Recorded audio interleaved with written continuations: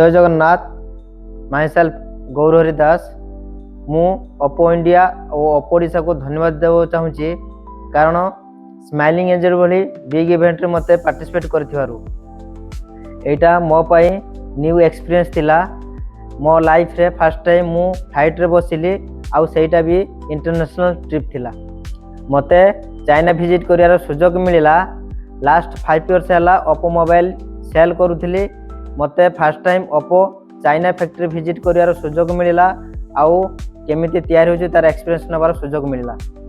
First time गोटे different country visit कली आउ सेठी अदर कंट्री रु प्रमोटर मध्ये आसीथिले आउ सेठी आम मानक पई स्पेशली इवेंट मध्ये होइतिला आउ एवार्ड मध्ये दिया होइतिला जेटा कि मते बहुत खुशी लागितिला। से इवेंट रे जॉइन करिया परे बहुत स्पेशल फील हेतिला।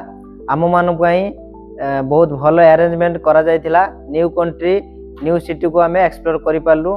बहुत best feel होतिला।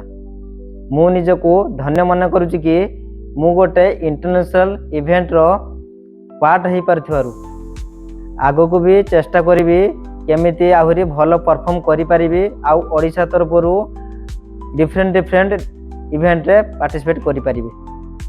Thank you all for your support and guidance.